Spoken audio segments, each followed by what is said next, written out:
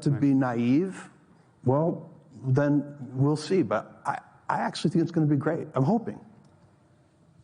I'm glad you could address it. It's something I think we all want to know. One, by the way, before I even get to space, Washington Post question, just because there's a lot of media people here.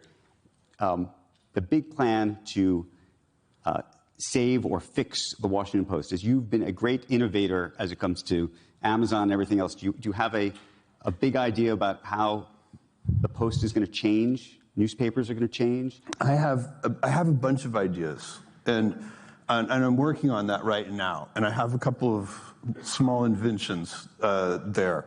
So we'll see. We saved the Washington Post once. This will be the second time. I'd like to. It was saved for, let's see, 2013, so 11 years ago. It took a couple of years. It made money for 6 or 7 years after that. In the last few years, it's lost money again. And it needs to be put back on a good footing again.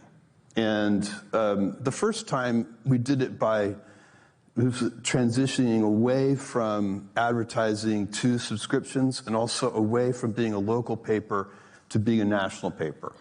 And there are many more details to it, but that was the basic formula that was used, and it was very successful. And we have a few other ideas, so stay tuned. We'll see. Okay. Here's my question to you about space, which is, I think a lot of us watched you. This was just weeks after you stepped down as the CEO of Amazon. You went aboard New Shepard as its first crew flight. And I remember watching it on TV just like everybody else. This is 2001.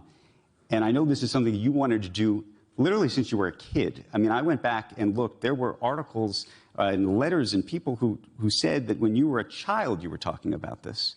And so I was just curious if you could just take us back to that morning and what that felt like, because you have now put all of your eggs now in the space basket, and what that was like, and how that might have even shifted your thinking about this. What do you mean, put all of my eggs in the space basket? Well, you mean you have a huge